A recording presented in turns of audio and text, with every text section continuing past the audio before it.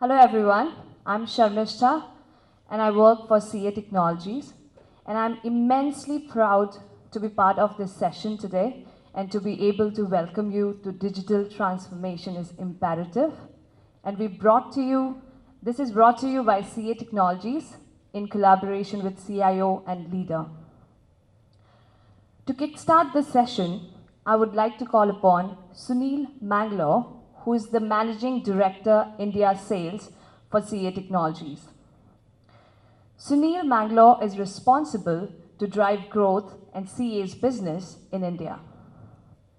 Sunil's charter includes optimizing sales coverage, winning new customers, building the partner ecosystem, and managing area operations.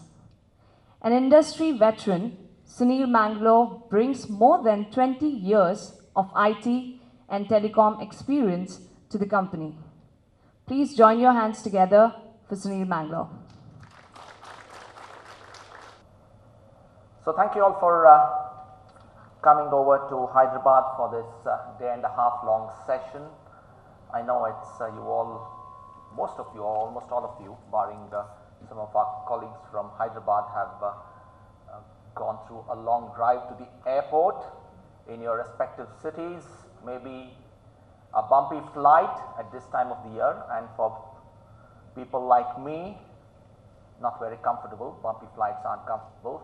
And then a long drive from the airport here, and then you had lunch, and now you're supposed to listen to a presentation by me, right? That's challenging, isn't it? That's why we kept a door. You all know what I'm talking about. A door that you'll have to open to get inside. All right, so thank you all for coming over, spending the next day and a half. Today is about setting the context for tomorrow. I'll talk to you about how I personally and we at CAC digital transformation, how companies are undergoing digital transformation, the challenges and opportunities that the application economy is throwing open to organizations, how it's disrupting industries, how it's challenging us as individuals and changing our day-to-day lives as well as our work lives. And then we have the co-founder of CoCH, sorry if I've, how do I pronounce it? CoCH, sorry. Mr. Kapil Dev Singh, he's here, he's co-authored book 21 Jewels of Digital. Haven't read it as yet, I have a copy of it.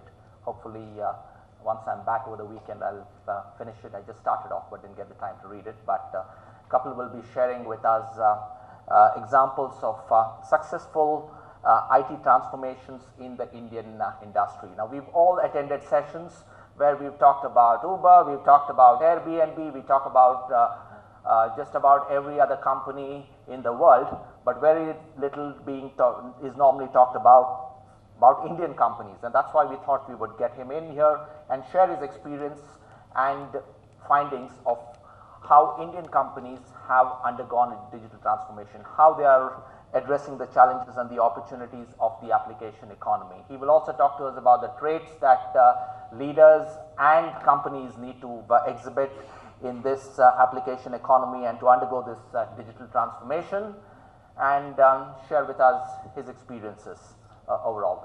He's spent a long time with IDC. I was just chatting up with him, spent a long time with IDC and has rich industry experience. So that will be, he will be presenting after I do, and then we have a small panel discussion with CIOs to see how digital transformation can transform your customer experience, transform business models, as well as transform operational processes. And then we have a team building session in the later half of the evening, followed by cocktail and dinner. This team building session is something we're trying out in a slightly different format. Hopefully we'll get the results that we've planning to get. We've looking at getting you to just get to know each other, spend some time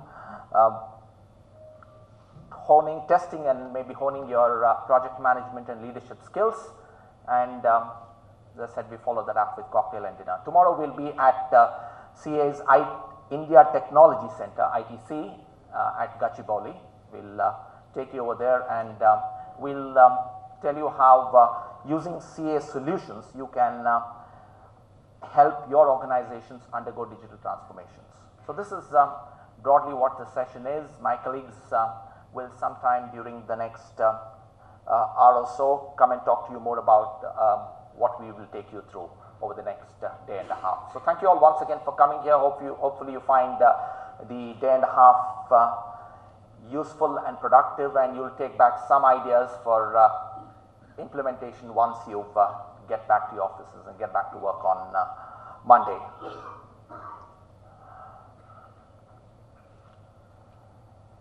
So we're in exciting times now in what we in CA call the application economy. And the application economy is throwing up opportunities and challenges for individuals, it's throwing up opportunities and challenges for companies. In fact, we're in the midst of one of the most exciting times in information technology. Recent developments in everything digital is opening up opportunities for individuals, creating exciting new areas for growth, new markets, opening up new business models. You've want customer feedback. How did we do it in the good old days? You had focus groups, you had market research, right? But all those you were constrained by small sample sizes. Now yes, statisticians will tell you that that's a good indicator of the entire population and so on, but digital technologies, software, IT help you get customer feedback without being constrained by the narrow lens of focus group surveys and market research. You have social media which helps you do that. You want your people in your organization to be available and productive at any time and wherever they are. That's an illustration of where people can be. Mobility allows you to do that. And in case you're looking at making better business decisions, better forecasts for your business with better insights, that's the promise of big data. So digital technologies are impacting business in a very big way. In fact, the last time there was so much of impact of technology was the first time it happened, and that was at the time of the Industrial Revolution. Machines tilted the curve of human history, commerce and capitalism by almost a right angle. If you had the curve going straight for hundreds of years of human existence, between 1760 and 1840, that's when you had the first industrial revolution, the curve tilted almost by 90 degrees, and there was exponential growth as a result of that. Machines removed the constraints that we had with human and animal muscle power. What computers are doing today is removing the constraints on the cognition and the brain power of human beings. To the extent that the times that we are living, there are different authors, different books written on the times we are living, and Klaus Schwab, who is the founder of the World Economic Forum, calls this the fourth industrial revolution. The first one was between, as I said, 1760 and around 1840 or so, was the result of the invention of the steam engine. Then late 1800s to early 1900s, you had electricity and the assembly line. He calls that the second industrial revolution. The third one was the digital revolution, starting in 1960s. We had mainframe, personal computers, the internet, web and so on. That was considered to be the third industrial revolution. We're now in times that he calls the fourth industrial revolution, where we're talking about artificial intelligence, machine learning, deep learning and so on. And the way these are impacting our lives and organizations has been like never before. Another author or set of authors, McAfee and Eric Brian Yolson, they've written a book called The Second Machine Age. And in that, they're saying that the change that IT, software and digital technologies is so great that what machines did during the industrial age is what computers will do now. And we are at the tipping point where we are talking about exponential growth. And you all have heard of that example of the king who promised the person who invented, he said, chess, he said, give me, what gift can I give you? Talked about 1 grain of rice for every double, for every square on the board. And what did he end up with? More rice than was ever produced in the history of mankind before that. So that's an example of exponential growth. So these two authors in their book, The Second Machine Age, talk about we being at a point, a tipping point, when impact of computers and digital technologies will be exponential, and it will be something like we've never seen before. And we've seen that. We've heard research which says, or reports which say that we're creating more data now maybe in a month or 2 months than we ever created in the history of computing, right? So there are enough examples and enough data to show that we're at a tipping point as far as digital technologies and software is concerned. So software and digital technologies are impacting just about every aspect of business. They're disrupting industries, they're disrupting or forcing organizations to restructure and having a big way in which organizations are structured and run. They are impacting the way products are made. They're also impacting the nature of the products that are made. And finally, they're impacting us as individuals. Let's look at each one of these. Disrupting industries. Now, we've all heard about Uber. I'm assuming that just about everyone in this room has traveled in an Uber or an Ola or some version of that in your respective cities.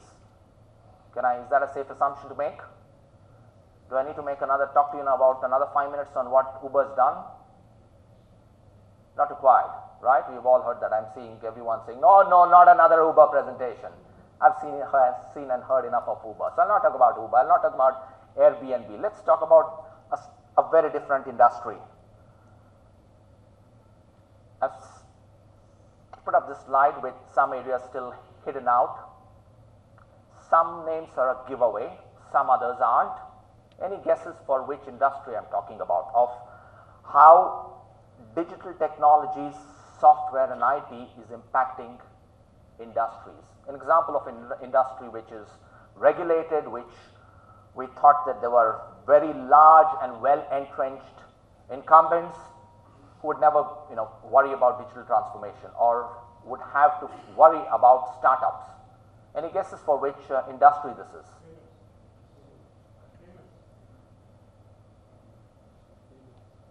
Yes? Banking industry. Yeah, some name giveaways there. In the banking industry, all the large players, now we could be having 1 or 2 from some of the large banks in the country in this audience, they no longer consider the competition coming only from other large banks.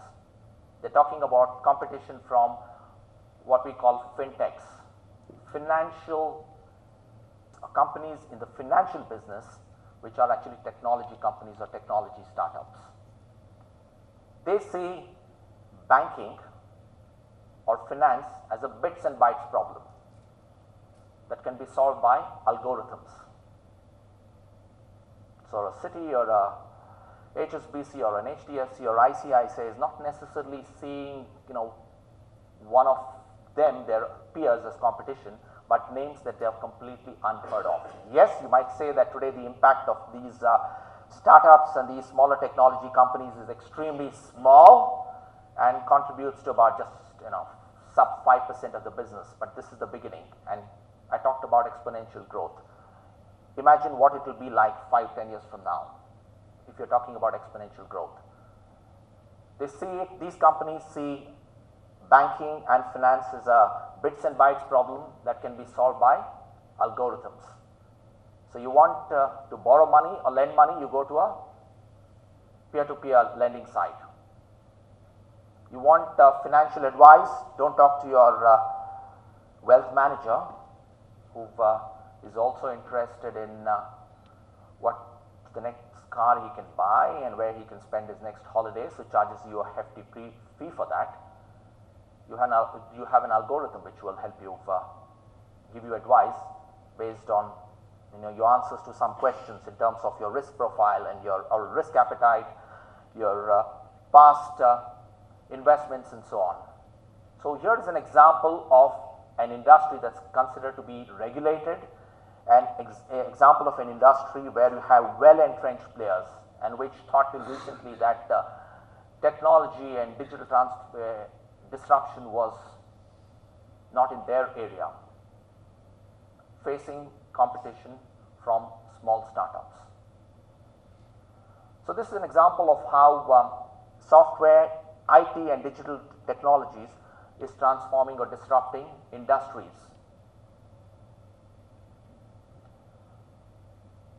Let's look at how software is impacting organizations. Traditionally, organizations have been about hierarchies and on linear models. Incidentally, the human mind is trained and generally thinks in a linear way. Organizations were about hierarchies, and how was value created in the past? You owned assets and you traded in assets. You had you bought land, you had machinery. That's how the more of land you had, the more machinery you had, the wealthier you were. And you made money by using that to produce goods, and you traded those goods. You had people to manage this. The more land you had, the more people you had. And when I talked about linear models, if there was X people who could do Y amount of work, roughly to do 2X or 2Y work, you required double the number of people. Maybe automation made that curve slightly steeper. You needed, instead of requiring 2.5, instead of it's being double, the ratio being double, maybe it would have been 1.5. Right? So organizations were about hierarchies, about linear thinking. With software and IT, that concept's a thing of the past now. Now we are talking about organizations which are what are called exponential organizations, where their output is a geometric function of the input. The output is exponential function of the input. Another book which is written on this, written by Salim Ismail, and thought there was an interesting example which I should share with you, which clearly illustrates the concept of how organizations, how exponential organizations are thriving and doing well in today's times, and how they are competing with traditional businesses and traditional companies. 2007, Nokia, that is the time we all had Nokia phones, right? That is just about the time Apple launched their first iPhone, but Nokia was the one which really was the leading manufacturer of mobile sets at that point in time. They bought a company in the navigation and the road mapping business called Navtech. Navtech had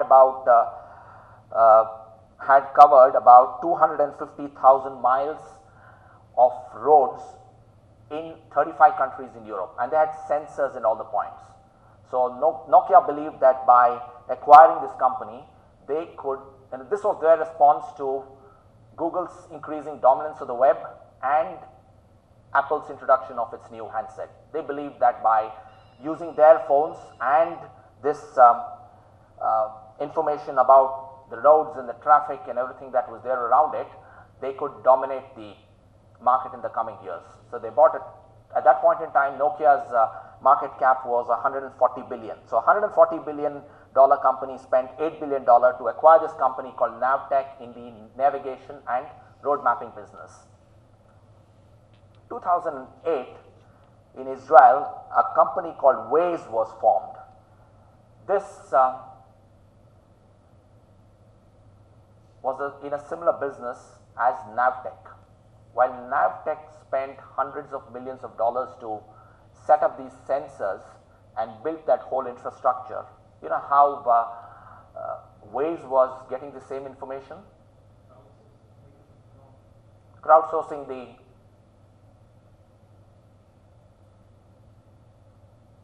information from the mobile phones of the users. In 2 years, Waze had with almost no investment or very little investment compared to Navtech, had as many sensors, which is people carrying mobile phones, as Navtech had. Another 2 years later, they had 10 times the number of sensors, and that's because people were buying phones. They didn't need to have any of their sensors. In 2013, you know what the market cap of Nokia was? $8 billion. That is the value that they had paid for Navtech in 2007. 140 billion down to 8 billion. The same time, or around the same time, Google bought Waze for $1 billion, and Waze at that point in time had about 100 employees and maybe 100 times the number of sensors with which it was giving far more information to Google than Navtech was getting to Nokia. Now, here's an example of how organizations in today's times are not owning assets. I talked about in the past wealth being created by owning assets and trading them. Today, it's not about owning assets. It's about access to assets. A good example of how that happened. These organizations called exponential organizations, not hierarchical. They're about networks, they're about ideas. And at the heart of organizations of this type, it's technology, it's software, it's IT. So I've talked about how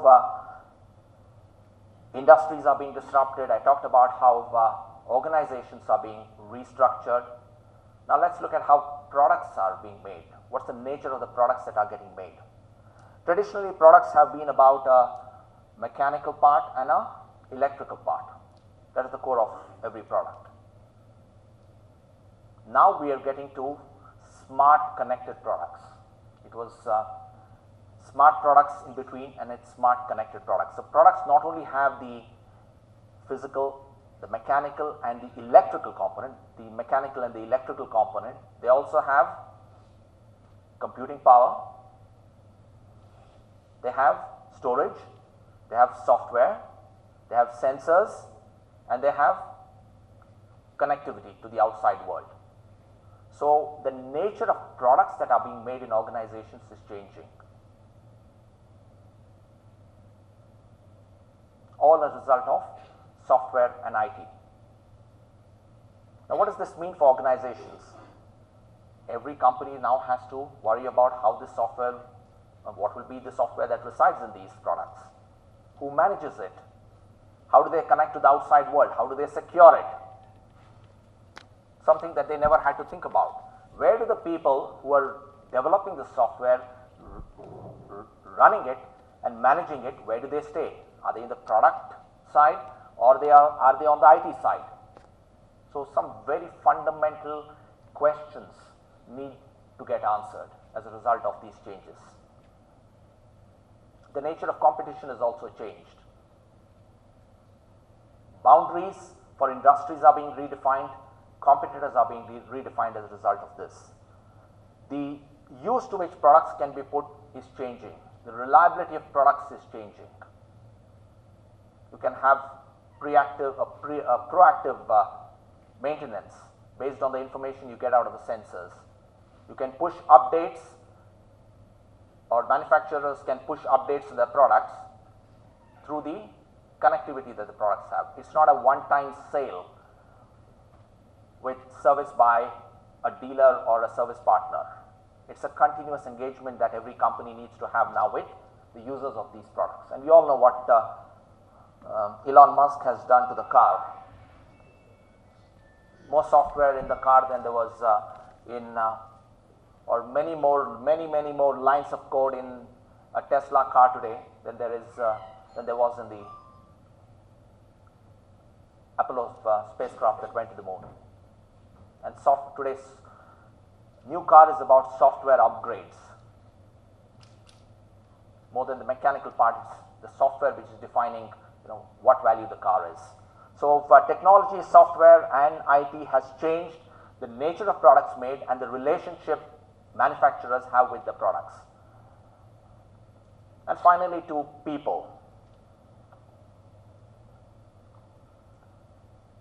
If all that I talked about is happening, it certainly will impact us as individuals.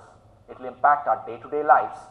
It impacts the nature of jobs we do, the careers we have over a 30, 35, 40 year time span. We are now in what is called the on-demand economy, and freelancing is the in thing now. The idea of working for a big company, of having a good job, meaning working for a big company, a multi-billion-dollar company, having a good position, a good title, that's a thing of the past now. With organizations being able to tap individuals who carry almost supercomputers, what were till recently supercomputers in their pockets by way of smartphones, organizations are able to reach out to individuals and get them to work as freelancers, which was not possible in the past, because the cost of reaching an individual, the cost of keeping that individual working and getting to meet the organization's objectives was prohibitive in the past. But smartphones and software has brought that cost down dramatically. So the nature of jobs that we do, the nature of our careers are changing. We also know that I talked about algorithms replacing wealth managers. Now software and algorithms are replacing many jobs. There was a research which said that 47% of the jobs in the US and about 35% of the jobs in Europe are replaceable by software over the next few years. In fact, the whole IT services industry in India, the model that they have is coming under question now in terms of how much of it can be replaced by software. We all know that today algorithms can replace radiologists, they can replace accountants, they can replace receptionists. Right? Just about large number of jobs that were taken for granted, that we thought individuals could make their careers on, are now under threat by software. So some food for thought for not just our careers, but the careers that our children are going to have. Are we training them for and educating them for a world that no longer exists? You're training your son or daughter to become an accountant. 5 years, 10 years down the line, an accountant will be a software program. So then the question of learning and relearning, learning, unlearning, relearning comes up. So you've seen the impact that technology, software and IT is having on industries, on organization structures, on the products that are made and our day-to-day lives. Does anybody believe that they're not impacted by this? I'm sure if you did, you wouldn't come here, but any skeptics who believe that no, my part of the business, my industry is not what's going to get impacted by technology. I have this one example of a researcher in Brazil who had found that the business of car washers in Brazil in around 2013 had gone down dramatically over a 2-year period, had declined by about 50%, and it was quite counterintuitive. The number of cars was going up, people wanting to have good looking cars continue to remain, and there were no local regulations on water usage or anything of that kind. You know what the reason for a decline in the business of car washers in a place like Brazil was? Better software used by the weatherman or the meteorological department of Brazil. The software was far more predictable, as a result of which when people knew, they relied more on their forecasts, and when people knew that there was rain, they did not wash their cars. As a result of which the revenue and the business of car washers in Brazil went down. So there are ample examples. All of us have used Uber. I personally used Uber just to see what impact it's having on lives, to get the experience as well as see what impact it's having on lives. We have people from smaller towns, from across the country coming, staying in places like Mumbai, either taking a loan and buying cars and then signing up with Uber, or working with friends, pulling together money to get a car and drive that car with Uber and making money, which is 1.5 to 2 times, at least now 1.5 to 2 times what an average driver would have made. So technology, software and IT is impacting just about every industry. To the extent that we in CA believe that in today's times, if an organization has to be successful, it has to be in the software business, or it has to be able to develop good software. Businesses are being rewritten by software, and everything that we do in today's times is around that theme. We did a survey of commissioned a survey of about 1,400 companies across 16 countries, $500+ million, and got some sense of their maturity on digital transformation or the digital initiatives that they were having, right? And found in that research we found that companies which had progressed on digital transformation, had made investments and had used digital technologies to further their business, either improve customer experience or improve their internal processes or work out new business models for reaching their customers, they were 2.5 times more profitable. They had 2x revenue growth and 1.5 times more revenue from new businesses. So software and IT is having a big impact on companies that are using them effectively. Conversely, we also found that companies which were doing well were 2.5 times more likely to invest in agile practices, 2.5 times more likely to have adopted DevOps, and twice more likely to use APIs for generating new streams of revenue. So if this is the reality, the last 30 odd minutes that I've been talking to you about, I've given you some idea of what's happening outside, how software and IT is impacting us. Do you have a choice? Does anyone have a choice?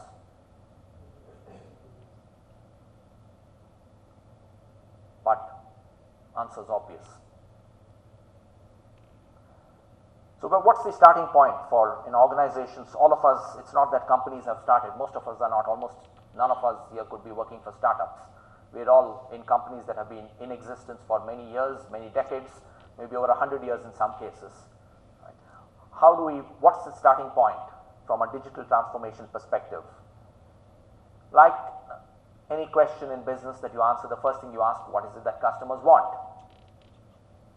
And the answers are obvious. Customers are looking for faster and better decisions based on data.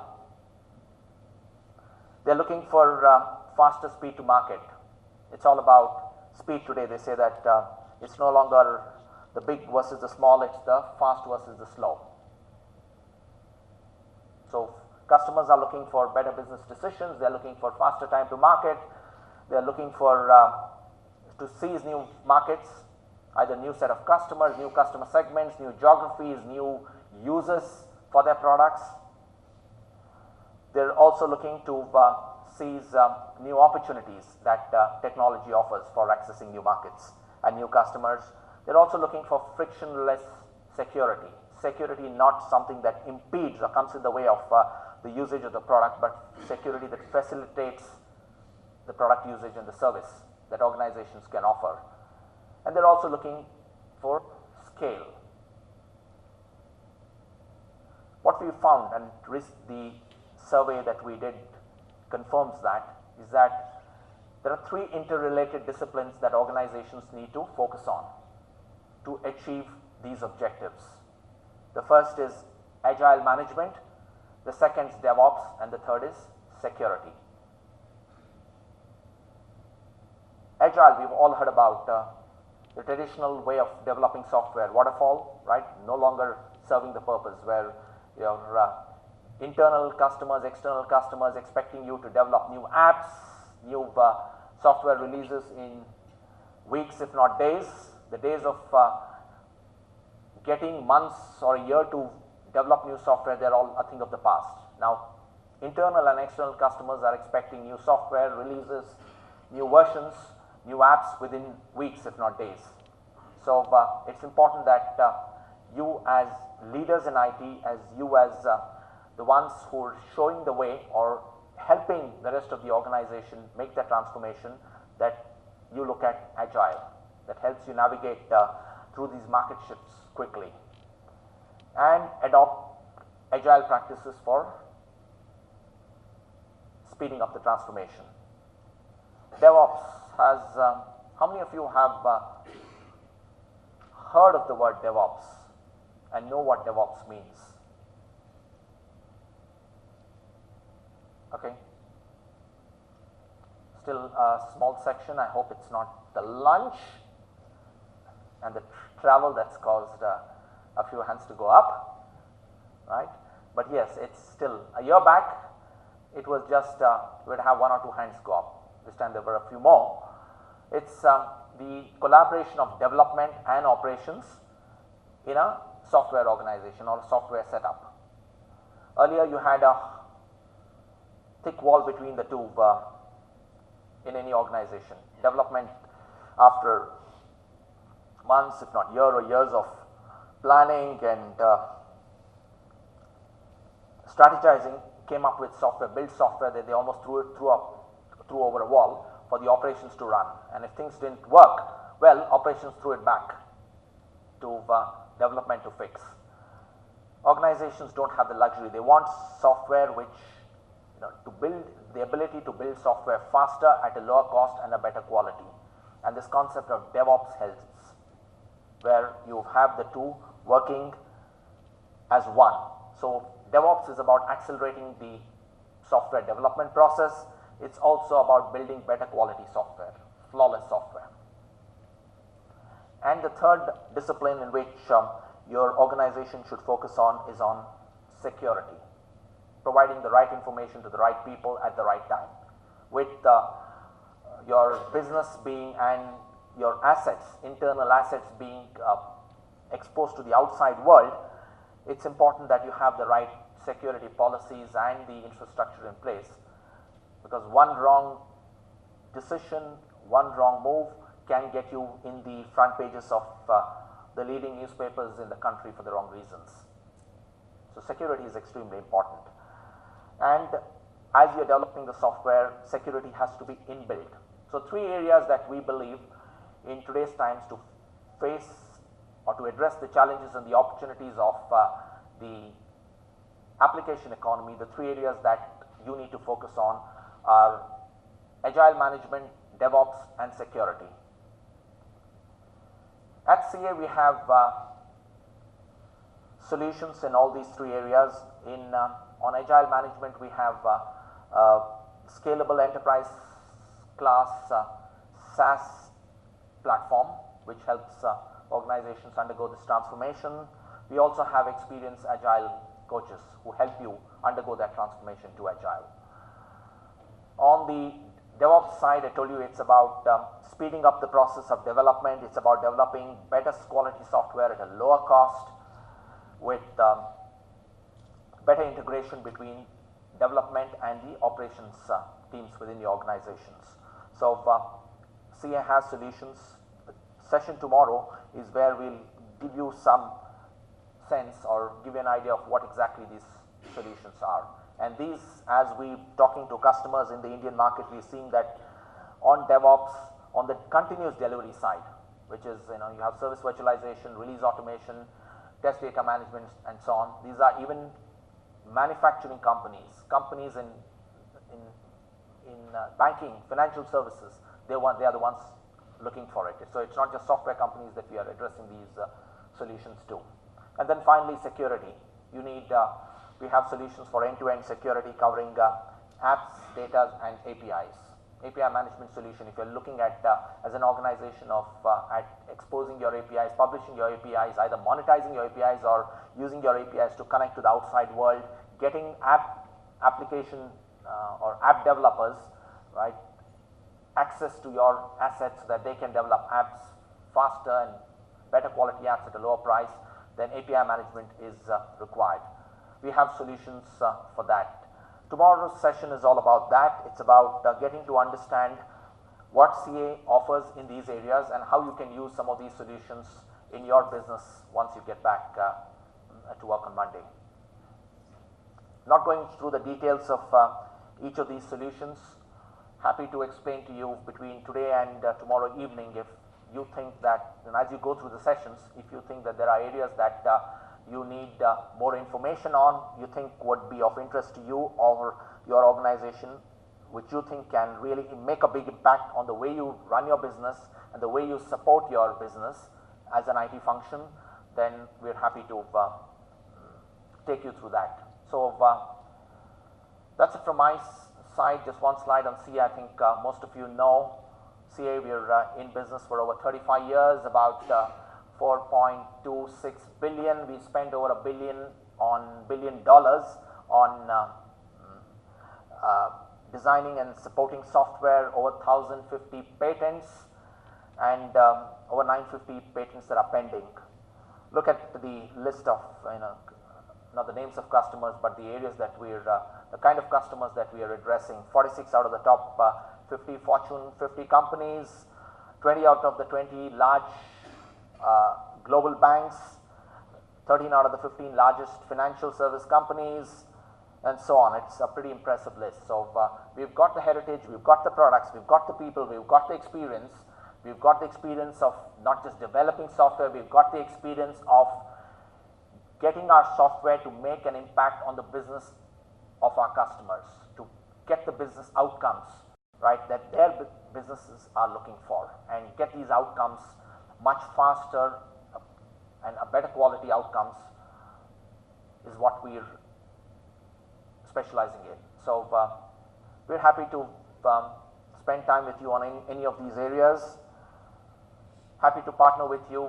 This is we're looking forward to a long-term relationship with you and your organization. So please feel free, keep these sessions as interactive as possible, particularly the sessions tomorrow, because we will be spending a lot of time on our products and you have to see how much of what we are talking about is relevant to you. And the good thing about the sessions tomorrow is that we will be having people who develop the products, not just salespeople coming and talking to you, but also people who develop the product, who work on it, spending some time with you. So you don't hear a yes always. Not everything is possible with our software, so they'll tell you exactly what's possible and what's not. Hopefully my session was or my presentation gave you some sense, set the context for the next day and a half, gave you some sense of what's happening in the outside world and how at a very, very high level how CA can help you with transforming your business. Thank you for being a nice audience. Thank you once again for coming here, and hopefully you'll have an interesting and informative 1.5 days. Thank you.